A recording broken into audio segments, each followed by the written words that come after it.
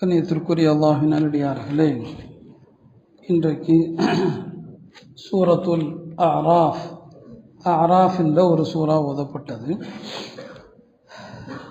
சூறாவுடைய பொருள் எல்லா சூறாக்களிலும் அதை நான் நினைவூட்டுவதுண்டு.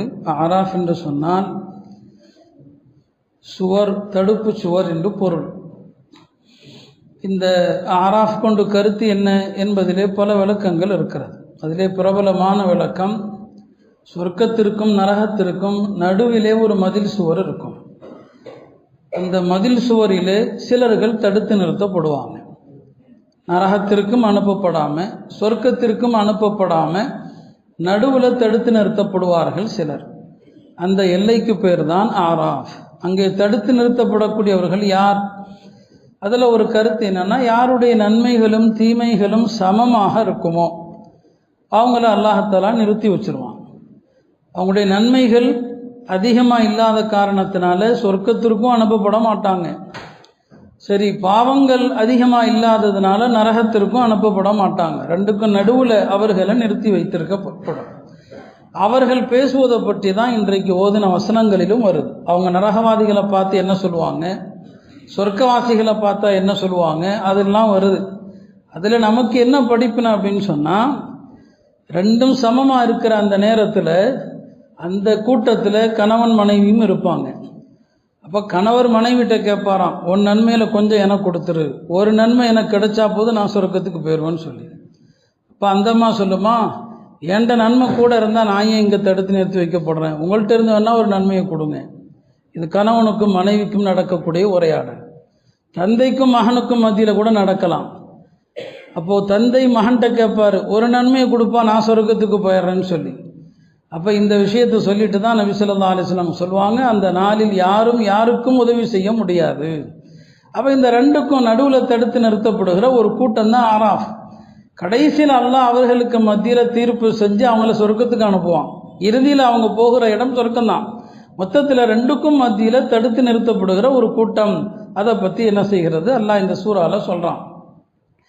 நபி மூசா அலைஹிஸ்ஸலாம் அவர்களை பற்றி வருது, நிறைய வருது. குர்ஆனில் அதிகமாக சொல்லப்பட்ட ஒரு நபி அவங்க தான். பெருமானாருடைய பெயர் 4 இடத்துல தான் வந்திருக்குது. மூசா அலைஹிஸ்ஸலாமுடைய பெயர் குர்ஆனில் 100க்கும் மேற்பட்ட இடங்களில் வருது. அவங்களுடைய சமுதாயத்தை பற்றின வரலாறு பல இடங்களில் வருது. பெருமானார் ஸல்லல்லாஹு அலைஹி வஸல்லம் அவங்களே சொல்லுவாங்க, ஒரு கட்டத்தில் எனக்கு இப்படி தோன்றியது, இந்த குர்ஆன் முழுவதுமே மூசாவுடைய வரலாறாக போய்விடுமோ என்று.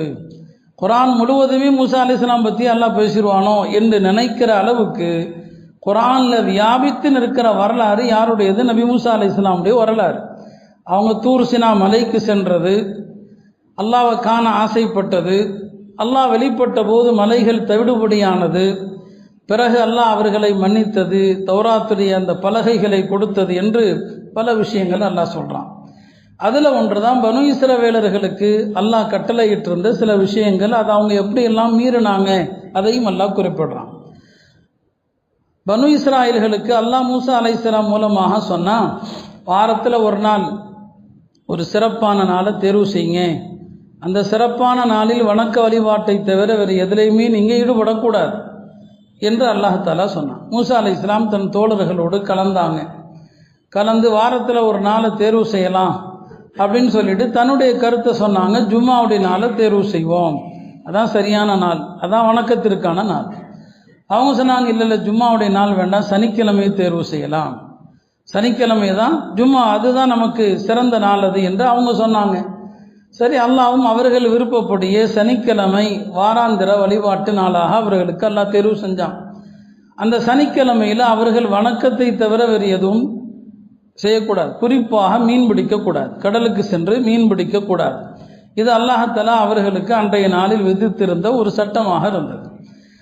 ஒரு விஷயத்தை நாம் தெரியணும், அல்லாஹ்தஆலா நிறைய விஷயங்களை ஹலால் ஆக்கியிருக்கிறான், குறைவான விஷயங்களை அல்லாஹ் தடை செஞ்சிருக்கிறான். அல்லாஹ் தடை செய்த விஷயங்கள் ரொம்ப கம்மி, அவன் ஹலாலாக்கியவை தான் அதிகம். சூரா மாயிதாவுடைய ஆரம்பத்திலே அல்லாஹ் சொல்லுவான், வஹில்லத் லக்கும், உங்களுக்கு ஹலாலாக்கப்பட்டிருக்கிறது. ஹலாலானதான் அல்லாஹ் முதல்ல சொல்கிறான். அதுக்கு பிறகு தான் அல்லாஹ் சொல்லுவான், ஹுர்ரிமத் அலைக்கும், உங்களுக்கு எதெல்லாம் ஹராமாக்கப்பட்டது அல்லாஹ் எண்ணிடுறான். எது ஹராம் அப்படிங்கிறத அவனே சொல்லிடுவான். செத்தவை ஹராம், பன்றி இறைச்சி ஹராம், இரத்தத்தை சாப்பிடுவது ஹராம் என்று அல்லாஹ் அல்லாதவர்களுக்காக அறுக்கப்பட்டது ஹராம் என்று அதை அல்லாவே சொல்லிடுவான். அப்போ எது ஹராமோ அது சொல்லப்பட்டது மட்டும்தான், இது அல்லாத எல்லாமே ஹலால் தான். அப்போ ஹலால் அல்லாஹ்வால் அதிகமாக நமக்கு தரப்பட்டிருக்குது, ஹராம் ரொம்ப கம்மி. ஆனாலும் கூட ஷைத்தான் மனித உள்ளங்களில் ஏற்படுத்துகிற ஊசலாட்டங்களில் ஒன்று, எது ஹராமோ அதை அல்லாஹ் எப்படியாவது செய்ய வைப்பான். இந்த ஹலாலையும் கூட அல்லாஹ் சில நேரங்களில் இப்படியும் சோதிப்பான். ஹலாலாக்கப்பட்ட சில விஷயங்களை சில குறிப்பிட்ட நேரத்தில் அல்லாஹ் ஹராமாக்கிடுவான். உதாரணமாக முஸ்லிம்களாகிய நமக்கு வேட்டையாடலாம், கடலிலும் தரையிலும் வேட்டையாடலாம். காட்டு விலங்குகளில் வேட்டையாடி உண்ண அனுமதிக்கப்பட்ட விலங்குகள் இருக்குது. காட்டுக்கழுதை வேட்டையாடலாம், காட்டுக்கழுதை வேட்டையாடி சாப்பிடலாம். மான்களை வேட்டையாடலாம், மார்க்கத்தில் அனுமதி இருக்குது. இந்திய சட்டத்தில் அது தடுக்கப்பட்டிருக்கலாம், ஷரியத்தில் அனுமதி இருக்குது. அப்போ வேட்டையாடி சாப்பிடுவதற்கு அனுமதி இருக்குது. ஆனால் அதே நேரத்தில் முஸ்லீம்கள் ஹஜ்ஜுக்கோ உம்ராவுக்கோ எஹராம் கட்டி விட்டார்கள் என்று சொன்னால் தரையில் உள்ள பிராணிகளை வேட்டையாடக்கூடாது, ஹராம். அது தரையில் வாழக்கூடிய பிராணிகளை வேட்டையாடக்கூடாது, ஹராம். அப்போ காட்டுக்கழுதைகள் காட்டு விலங்குகளை வேட்டையாடி உண்ண அனுமதிக்கிற மார்க்கம் ஒரு குறிப்பிட்ட நிலையில தடுக்குது. இந்த இடத்துல நீங்கள் வேட்டையாடக்கூடாது. இதை பற்றி அல்லாஹ் குர்ஆனில் சொல்வான், இது முஸ்லிம்களுக்கான ஒரு சோதனை. சஹாபாக்களை பொறுத்த வரைக்கும் அல்லாஹ் வைக்கிற எல்லா பரீட்சையிலுமே அவங்க பாஸ் ஆகிடுவாங்க. அவங்க எந்த ஒரு பரீட்சையிலும் அவர்கள் தோற்றவர்கள் கிடையாது. பெருமானார் ஸல்லல்லாஹு அலைஹி வஸல்லம் அவர்களோடு ஹிஜ்ரி 7ஆம் ஆண்டு அவங்க உம்ராவுக்கு வர்றாங்க, மக்காவை நோக்கி வர்றாங்க. எஹராம் ட்ரெஸ்ஸில் இருக்கிறாங்க எல்லாருமே. ஒரு இடத்துல முகாமிட்டு இருக்கிறாங்க. அந்த வழியாக ஒரு காட்டுக்கழுதை போகிறது, ஒரு வழியாக காட்டுக்கழுதை போகுது. இப்போ மற்ற நேரமாக இருந்தால் அதை வேட்டையாடலாம், காட்டுக்கழுதை மார்க்கத்தில் அனுமதி இருக்கு. நாட்டுக்கழுதை ஹராம், காட்டுக்கழுதை வேட்டையாடி சாப்பிடலாம். மற்ற நேரமாக இருந்தால் வேட்டையாடிடலாம், சஹாபாக்கள் வேட்டையாடி இருப்பாங்க. ஆனால் எல்லாருமே ஹராமில் இருக்கிறாங்க. ஒரு சஹாபி கூட அதை வேட்டையாடுவதற்கு துணியலை, யாருமே அதுக்கு அந்த பக்கம் யோசிக்கவே இல்லை. இந்த நிலையில் அந்த கூட்டத்தில் ஒரே ஒரு சஹாபி இருந்தார். அவர் எஹராமில் இல்லை, அவர் வேறொரு வேலையாக போயிட்டு வர்றாரு. வர்ற இடத்துல இவங்களெல்லாம் பார்க்குறாரு. அவர் உம்ராவுடைய எஹராமில் அவர் கிடையாது. இப்போ அவர் என்ன நினைக்கிறாருன்னா, இந்த காட்டுக்கழுதை இவங்க தான் வேட்டையாடக்கூடாது, எஹராமில் இருக்கிறவங்க வேட்டையாடக்கூடாது. இப்போ நாம் எஹராமில் இல்லை, நம்ம வேட்டையாடலாமே அப்படின்னு சொல்லி அவர் தன்னுடைய குதிரையில் ஏறுறார். ஏறி உட்கார்ந்த ஒரு சாட்டை எடுக்க மறந்துட்டார். இந்த தோழர்கள்ட்ட கேட்குறாரு, என் சாட்டையை எடுத்து கொடுங்க பாங்கிறார். நாங்கள் எடுத்து தர முடியாது, நாங்கள் வேட்டையாடவும் கூடாது, வேட்டைக்கு நாங்கள் உதவி செய்யவும் கூடாது. வேட்டையாடவும் கூடாது, எஹராமில் இருக்கிறவங்க வேட்டைக்கு உதவியும் செய்யக்கூடாது சொல்லிட்டாங்க. இல்லை, நாங்கள் சாட்டையெல்லாம் எடுத்து தர மாட்டோம். இப்போ சஹாபாக்குடைய அந்த உறுதி, அவர் கீழே இறங்கிறார். கீழே இறங்கி என்ன செய்கிறாரு, சாட்டை எடுத்து வேட்டையாடுறார். வேட்டையாடி கொண்டு தன் சோழர்களுக்கெல்லாம் கொடுக்குறார். எல்லாரும் சாப்பிடுங்க அப்படிங்கிறார். இப்போ அவங்களுக்கு ஒரு தயக்கம் வருது, இதை நம்ம சாப்பிடலாமா? எஹராமில் இருக்கிறவர் வேட்டையாடினால் அது செத்த பிராணியை போல, அவங்களும் சாப்பிடக்கூடாது, மற்றவங்களும் சாப்பிடக்கூடாது. இப்போ வேட்டையாடினது அபூ கத்தாதாங்கிற ஒரு சஹாபி, அவர் எஹராம் தரிக்கல, வேட்டையாடி இருக்கிறார். வேட்டையாடி தோழர்களை சொல்றாரு சாப்பிடுங்கிறார். சில பேர் தயங்கி தயங்கி சாப்பிட்றாங்க, சில பேர் யோசிச்சு வேண்டான்னு விடுறாங்க. பெருமானார் பயணத்தில் அங்கங்கே பிரிஞ்சு தான் தங்கியிருப்பாங்க. பெருமானார் ஸல்லல்லாஹு அலைஹி வஸல்லம் அவங்கள்ட்ட போய், யா ரசூலல்லாஹ், நாங்கள் எஹராமில் இருந்தோம், யாரும் வேட்டையாடலை. அபூ கத்தாதா அவர் எஹராம் தரிக்கல, வேட்டையாடி எங்களை சாப்பிட சொல்கிறார், சாப்பிட்லாமான்னு சொல்லி. அப்போ நபி அவங்க 3 கேள்வி கேட்டாங்க. நீங்கள் அவருக்கு உதவி செஞ்சீங்களான்னு கேட்டாங்க. வேட்டைக்கு உதவி செஞ்சீங்களா? இல்லை. அவருக்கு சாட்டை எதையாவது எடுத்து கொடுத்தீங்களான்னு கேட்டாங்க. இல்லை. வேட்டை பிராணி நிற்கிற இடத்த கையை காட்டினீங்களான்னு கேட்டாங்க. இங்கே தான் நிற்கிது அப்படின்னு காட்டி கொடுத்தீங்களா? இல்லை. இது எதுவுமே செய்யலையா? தாராளமாக சாப்பிடுங்க, எனக்கும் இருந்தால் கொடுங்க, நானும் சாப்பிட்றேன், நானும் சாப்பிட்றேன். அப்போ சஹாபா பெருமக்கள் அல்லாஹ்வுடைய சட்டத்தை எவ்வளவு மதிக்கிறாங்க பாருங்க. அந்த நிலையிலும் தேவை இருக்கிற அந்த நிலை மதிக்கிறாங்க. சொன்னாங்க தாராளமாக சாப்பிடுங்க, எனக்கும் இருந்தால் கொடுங்கன்னு சொன்னாங்க. அந்த காட்டுக்கழுதையினுடைய ஒரு முன்சப்பை பகுதி இருந்தது, அதை பெருமானாருக்கும் தரப்பட்டது, அவர்களும் அதை சாப்பிட்டார்கள். அப்போ எஹராமுடைய நிலையில் வேட்டையாடக்கூடாதுன்னு அல்லாஹ் சொல்லிட்டான். இந்த சட்டத்தை அவர்கள் மதித்தாங்க. இன்னொருத்தர் வேட்டையாட நான் சாப்பிடலாங்கிற சட்டத்தையும் இந்த வரலாற்றின் மூலமாக உணர்த்தப்பட்டது. அப்போ தரைவாழ் விலங்குகளில் நிறைய அல்லாஹ் நமக்கு ஹலால் ஆக்கியிருக்கிறான். 2 விஷயம் தாங்க ஹராம். இறைச்சி விலை 2 தான் ஹராம். கோரைப்பல்லுடைய விலங்குகள் ஹராம். கோரைப்பல் எதுக்கெல்லாம் இருக்குதோ அது ஹராம். பறவைகளில் கோரை நகம் எதெல்லாம் நகத்தால் சாப்பிடுமோ அது ஹராம். இந்த 2 தவிர எல்லாமே நமக்கு ஹலால் ஆக்கப்பட்டிருக்குது. சிலதில் ஹலாலா ஹராமாங்கிறதுல உலமாக்களுடைய கருத்து வேறுபாடு இருக்குது. உடும்பு சாப்பிடலாமா இல்லையாங்கிறதுல கருத்து வேறுபாடு. பெருமானார் ஸல்லல்லாஹு அலைஹி வஸல்லம் அவங்களுக்கு முன்னால் உடும்பு கறி வைக்கப்பட்டது. அதை சாப்பிட்லான்னு போனாங்க. அவங்க மனைவி சொன்னாங்க இது உடும்பு கறின்னு சொல்லி. அப்போ கை எடுத்துட்டாங்க. அப்போ சில தோழர்கள் கேட்டாமல் உடும்பு ஹராமான்னு கேட்டாங்க. இல்லை எனக்கு பிடிக்கல, எனக்கு சாப்பிட்டு பழக்கம் இல்லை அப்படின்னு சொன்னாங்க. தோழர்கள் எடுத்து சாப்பிட்டாங்க. அதை பெருமானார் கண்டுக்கல்ல. இதை வைத்து ஒரு சாரார் கூடுங்கிறாங்க, உடும்பு கறி சாப்பிடலாமாங்க. அதில் துமருல்லானு காலத்தில் கேட்கப்பட்டுச்சு உடும்பு சாப்பிடலாமான்னு கேட்டாங்க. ஆட்டு இடையர்கள்லாம் கேட்டாங்க, நாங்கள் ஆடு மேய்க்க போகிற இடத்துல உடும்புகள் கிடைக்குது சாப்பிடலாமா? தாராளமாக சாப்பிடலாம் அப்படின்னு சொன்னாங்க. அப்போ ஒரு சில விஷயங்களில் கருத்து வேறுபாடு இருக்குது அறிஞர்களுக்கு மத்தியில். சில அறிஞர்கள் கூடும், சில அறிஞர்கள் மக்ரூஹ்னு சொல்லுவாங்க. கடல்வாழ் உயிரினங்கள் அதில் எது ஹலால் எது ஹராம் அதுலேயும் கொஞ்சம் கருத்து வேறுபாடு இருக்குது. அது குறித்து பெருமானார் ஸல்லல்லாஹு அலைஹி வஸல்லம் அவர்கள் தெளிவாக எதையுமே சொல்லலை. ஹனஃபி மதுஹபில் கொஞ்சம் டைட்டு தான் கடல்வாழ் பிராணிகளில். மற்ற மதுஹபில் ரொம்ப தாராளம் இருக்குது, எல்லாத்தையுமே சாப்பிடலாம். 1-2 தவிர மீன் இனம் அல்லாதது எல்லாத்தையுமே சாப்பிடலாம். அவங்கள்ட்ட விதிவிலக்கா ஒரு 4-5 இருக்குது. அதை தவிர கடல்வாழ் உயிரினங்கள் எல்லாவற்றையும் சாப்பிடலாம். இதில் சஹாபா பெருமக்கள் ஒரு பயணத்தில் பெருமானார் அனுப்புகிறாங்க. அபூ உபைதாவுடைய தலைமையில் அனுப்புகிறாங்க.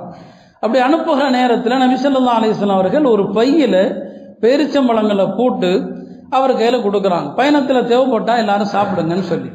இந்த படை ஒரு கடற்கரையில் தங்கி இருக்கிறாங்க. இவங்க கொண்டு வந்த உணவு தீந்து விட்டது. கொண்டு வந்த உணவு எதுவுமே இல்லை. ஒரு கட்டத்தில் சாப்பாட்டுக்கு வழி இல்லை. இந்த பேரிச்சம்பழங்கள் கொஞ்சம் கொஞ்சமாக சாப்பிட்டு அதுவும் காலியாக போச்சு.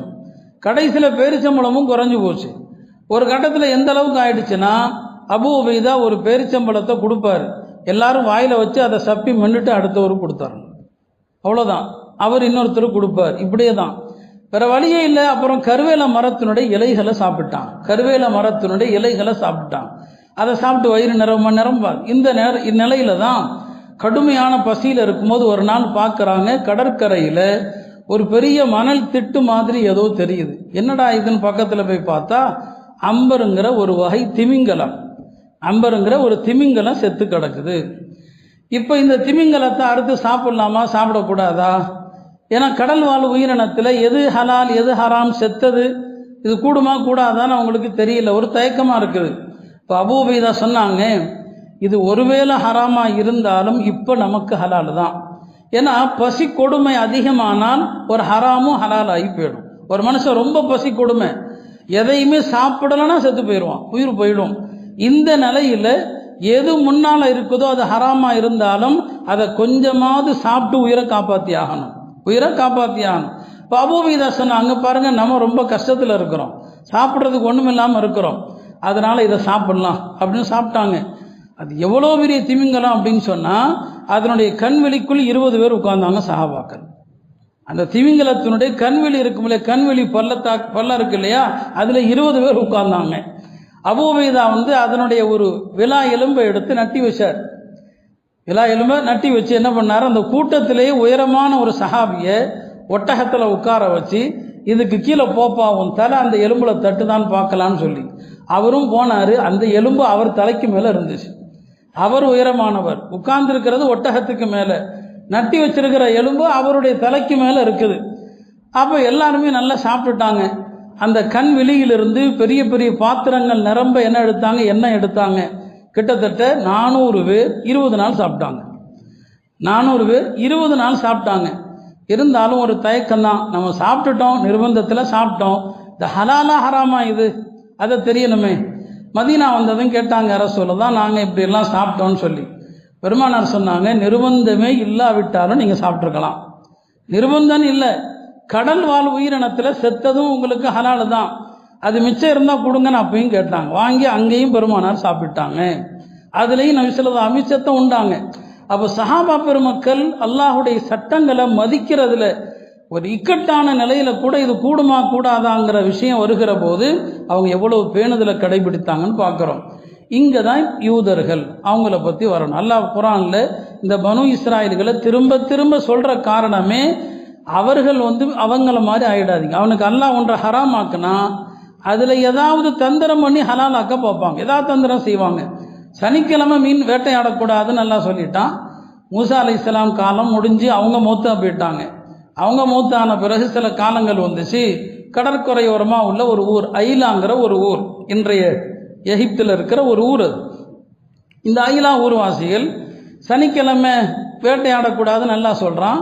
ஆனால் பாருங்கள், கடலில் சனிக்கிழமை தான் மீன்கள் எல்லாம் அப்படியே நீர்மட்டத்தில் மேலே வந்து மிதக்குது. சனிக்கிழமை தான், மற்ற 6 நாளும் வராது, சனிக்கிழமை தான் வரும். சனிக்கிழமை மட்டும் ஏன் வருதுன்னா, அந்த மீன்களுக்கு அல்லாஹ் ஒரு இல்ஹாமை கொடுத்துருந்தான். சனிக்கிழமை எவனும் வேட்டையாட மாட்டான், நீங்கள் தைரியமாக மேலே வரைக்கும் வரலாம்.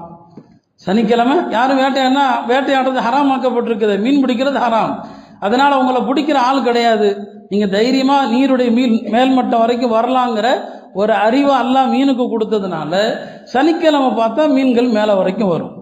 இந்த ஆளுகளுக்கு அதை பார்த்து ஆசை வரும். வாரத்தில் 6 நாள் மீன் பிடிக்க போனால் சிரமப்பட வேண்டியிருக்கு, சனிக்கிழமை பார்த்தா மீன்கள் எல்லாம் இப்படி மேலே வருது அப்படின்னு ஒரு ஆசை, மீன் பிடிக்கலாமாங்கிற எண்ணம். இந்த நேரத்தில் தான் அவர்கள் உள்ளத்தில் ஷைத்தான் வசுவசா போடுறான். அவங்க அல்லாஹ்வுடைய சட்டத்தை எப்படி மீறினாங்க? 2 வகையான கருத்து இருக்குது. ஒரு கருத்து என்னன்னா, ஷைத்தான் இப்படி வசுவசா போட்டான், சனிக்கிழமை மீன் சாப்பிட்றதா அல்லாஹ் தடுத்துருக்கிறான், மீன் பிடிக்கிறத தடுக்கல, எனவே இன்னைக்கு பிடிச்சிக்க நாளைக்கு சாப்பிட்டுக்க, இப்படி வழிகெடுத்ததாக ஒரு கருத்து இருக்குது. மீனை சாப்பிட்றதும் கூடாது சனிக்கிழமை, மீன் பிடிக்கிறது தப்பு இல்லை, அதனால மீனை பிடிச்சி வச்சுக்கன்னு சொல்லி இப்படி செய்தார்கள் என்று ஒரு கருத்து. இன்னொரு கருத்து என்ன சொல்லுதுன்னா, சனிக்கிழமை தானே மீன் பிடிக்கக்கூடாது, வெள்ளிக்கிழமை வலையை விரித்து வச்சிரு, சனிக்கிழமை விழுற மீனெல்லாம் விழட்டும், ஞாயிற்றுக்கிழமை பிடிச்சிக்குங்க, இப்படி செஞ்சதாகவும் ஒரு கருத்து இருக்குது. 2 விதமான கருத்து இருக்குது. இந்த வேலையில் ஈடுபட்டாங்க. இதை பார்த்த கூட்டத்தில் இருந்த நல்லவர்கள், இப்போ அல்லாஹ் தடுத்திருக்கிறான், வாரத்தில் 6 நாள் அல்லாஹ் ஹலால் ஆக்கியிருக்கிறான், 6 நாட்களில் மீன் பிடிக்கலாமே, அல்லாஹ் தடுத்த இந்த நாளில் இதை செய்யாதீங்கப்பா அப்படின்னு சொல்லி ஒரு கூட்டம் தடுக்கிறாங்க. இன்னொரு கூட்டம் சொல்கிறாங்க, அவனை ஏன் போய் தடுக்கிறீங்க, அவன் செஞ்சுட்டு போட்டு அல்லாஹ்வுடைய அதாப் வந்தால் வந்துட்டு போகட்டும். அப்படி சில பேர் இருப்பாங்களா இல்லையா? நம்மளே பார்க்கலாம், ஏதாவது ஹராமான விஷயங்கள் அதெல்லாம் சொன்னால் ஒரு கூட்டம் நியாயப்படுத்தும், ஒரு கூட்டம் தேவையில்லாத வேலைன்னு சொல்லும். அதே மாதிரி ஒரு கூட்டம் எதுக்கே அவங்கள்ட்ட போய் சொல்லிக்கிட்டு அவன் மீன் பிடிச்சிட்டு போகிறான், அதாப் வந்தால் அழிஞ்சிட்டு போகிறான் அப்படின்னு ஒரு கூட்டம் சொல்லுது. இந்த நிலையில் இந்த நல்லவர்கள் சொல்லி சொல்லி பார்த்தாங்க, மீன் பிடிக்காதீங்கன்னு சொல்லி, கேட்குற மாதிரி இல்லை. இந்த நல்லவங்களெல்லாம் தனியாக என்ன செஞ்சுட்டாங்க, வந்துட்டாங்க. இவங்க கூட இருந்தால் அல்லாஹ்வுடைய அதாப் நமக்கு வந்துடும். அந்த மீன் பிடிக்கிற சனிக்கிழமை வரம்பு மீறி மீன் பிடிக்கிற கூட்டத்தை விட்டு தனியாக வந்து தங்களுக்கும் அவங்களுக்கும் மத்தியில் ஒரு சோரை கட்டிட்டான், மதிலை கட்டிட்டான். இந்த நிலையில தான் ஒரு நாள் காலையில் இந்த நல்ல மக்கள் எஞ்சி பார்க்குறாங்க, சோருக்கு அப்பால் இருந்து என்ன சத்தத்தையும் காணோம். என்னடா எந்த சத்தத்தையும் காணுமே, காலையில் எழுந்தார்களா இல்லையா, ஒன்றும் புரியலைன்னு சொல்லி பார்த்து ஒரு ஆளை மதில் மேலே ஏறி பாருப்பான்னு ஏறி பார்க்குறாங்க. அந்த பக்கம் உள்ள மீன் பிடித்த அந்த எல்லை மீறியவர்கள் சில பேர் குரங்குகளாக, சில பேர் பன்றிகளாக மாற்றப்பட்டிருக்கிறாங்க. சிலர் குரங்குகளாக, சிலர் பன்றிகளாக. வாலிபர்கள் குரங்குகளாக மாற்றப்பட்டதாகவும், வயதில் மூத்தவர்கள் யார் அல்லாஹ்வுடைய சட்டத்தை மீறினாங்களோ அவங்க பன்றிகளாக மாற்றப்பட்டார்கள். உடனே தான் இவங்கெல்லாம் அந்த பக்கம் ஓடி வந்தால், அந்த பன்றிகளாக குரங்குகளாக மாற்றப்பட்டவர்கள் மனிதர்கள் தானே, அவங்களுக்கு தெரியுது இந்த வந்தவர்களில் தன்னுடைய மாமன் யார், தன்னுடைய மச்சான் யாருன்னு தெரியுது. அவங்க பக்கத்தில் வந்து அழுகிறாங்க. மாற்றப்பட்ட பன்றிகளாக குரங்குகளாக மாற்றப்பட்டவர்கள் வந்து அழுகிறாங்க, நாங்கள் இப்படி தப்பு பண்ணிட்டோமேன்னு சொல்லி. அப்போ இவங்க சொல்கிறாங்க, நாங்கள் சொன்னோமப்பா, எவ்வளோ தடுத்தோம், நீங்கள் தானே மீறிட்டீங்க, நீங்கள் வரம்பு மீறிட்டீங்களேன்னு சொல்லி. அவ்வளோதான். இந்த மாதிரி மனிதர்களாக இருந்து பன்றியாக குரங்காக யாரெல்லாம் உருமாற்றப்பட்டாங்களோ அவங்களுக்கு உலகத்தில் 3 நாள் தான் வாழ்க்கை, ஹயாத் 3 நாள் தான். பெருமானார் சொன்னாங்க, 3 நாளைக்கு மேலே அவங்க இருக்க மாட்டாங்க, அவங்களுக்கு வழித்தோன்றலாம் கிடையாது. அதனால் இன்னைக்குள்ள குரங்கு பண்டிகைலாம் அதனுடைய வழித்தோண்டலாக இருக்குமெல்லாம் நினைக்க தேவையில்லை. மனிதர்களாக இருந்து யார் குரங்கா பண்டியாக மாற்றப்பட்டாங்களோ அவங்களுக்கு உலகத்தில் வாழ்க்கை 3 நாள். 3 நாளில் அவங்கெல்லாம் மாண்டு போயிட்டாங்க. இப்போ இந்த வரலாறு அல்லாஹ் வந்து பெருமானாரை பார்த்து சொல்கிறான், வஸ்அல்ஹும், நபியே நீங்கள் அந்த யூதர்களிடத்திலே கேளுங்கள். இன்னைக்கு ஓதுன ஆயத்தில் வருது, வஸ்அல்ஹும், போய் கேளுங்க. ஹாதிரத்துல் பஹர், அந்த கடற்கரையோரமாக இருந்தார்களே அந்த ஊர்வாசிகளை பற்றி கேளுங்க. இப்படி சனிக்கிழமையில் வரம்பு மீறினார்களே அவங்களுடைய கதி என்னவாயிற்று என்று அவர்களிடத்தில் போய் கேளுங்கன்னு சொல்லி. இக்ரிமா ஹஜ்ரத் இப்னு அப்பாஸுடைய மாணவர் இக்ரிமா சொல்கிறாங்க, ஒரு நாள் நான் ஹஜ்ரத் இப்னு அப்பாஸ் இடத்துல வந்தேன், முன்னால் குரான் திறந்து வச்சுருந்தாங்க, தாரதாரையாக அழுது கண்ணி தாடியெல்லாம் நனைஞ்சு அழுது போய் உட்காந்துருக்கிறாங்க. இப்போ நான் கேட்டேன், என்ன காரணம், குரானை விரித்து வச்சுருங்க அழுதுட்டு இருக்கீங்களேன்னு சொல்லி. இந்த பேப்பரில் எழுதப்பட்ட ஆயத்துகள் தான் சொல்லி நான் பார்த்தேன். அந்த ஆயத்துகள் இப்போ ஆராஃபில் ஓதனோம் இல்லையா, அந்த கடற்கரை ஓரமாக வாழ்ந்த மக்கள் அந்த ஆயத்துகளை பார்த்து தான் அழுதுட்டு இருக்கிறாங்க. அப்போ ஏன் இதை பார்த்து நீங்கள் அழுகிறீங்கன்னு சொல்லி கேட்டேன். இப்னு அப்பாஸ் சொன்னாங்க, நம்மளும் எத்தனையோ தவறுகளை பார்க்குறோம், சமுதாயத்தில் கண்டுக்காம தான் போகிறோம். இந்த அழிக்கப்பட்டவர்கள் தவறை கண்டுக்காம போனவர்களும் இருந்தார்கள். இப்போ எத்தனையோ தவறுகள் நடக்குது, நம்மளும் கண்டுக்காம தான் இருக்கிறோம். எங்கே அல்லாஹ்வுடைய அதாப் வந்தால் என்னையும் அது பிடித்து விடுமோ என்ற அச்சத்தில் அழுகிறேன்னு சொன்னாங்க.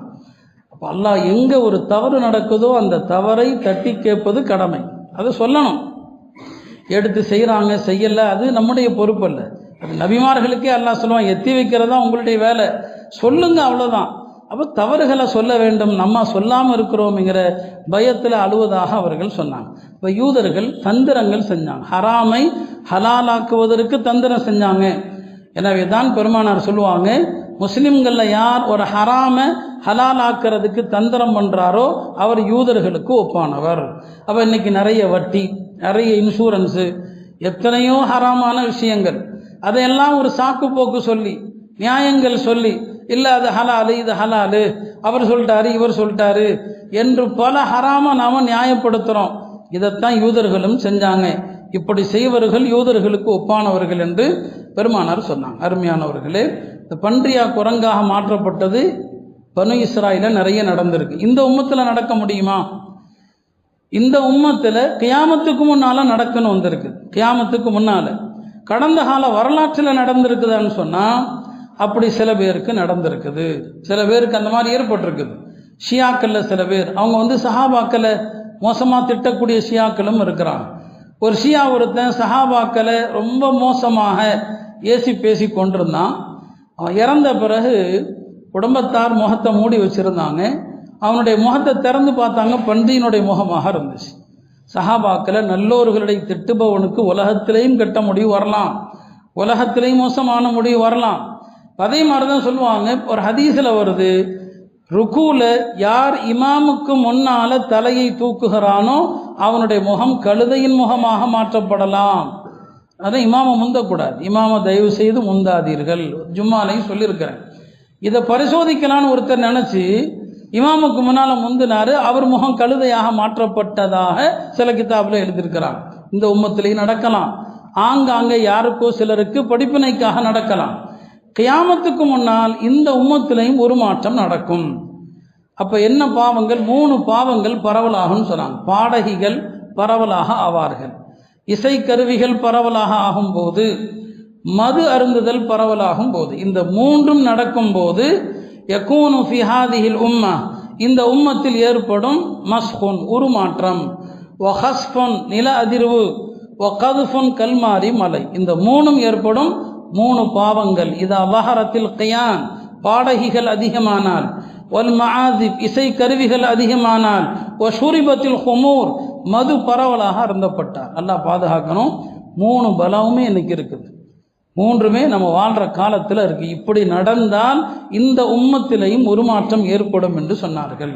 அருமையானவர்களே, அல்லாஹுடைய சட்டங்களை மதிப்போம், குர்ஆனை விளங்கி அல்லாஹ் சொல்லக்கூடிய ஹலாலை ஹலாலாக்குவோம், அவன் எதை தடுத்தானோ அதிலிருந்து விலகி இருப்போம். ஹராமை ஹலாலாக்குவதற்கு எந்த விதமான தந்திரங்களையும் தேடக்கூடாது. அல்லாஹ் அதிலிருந்து நம்மை பாதுகாப்பானாக.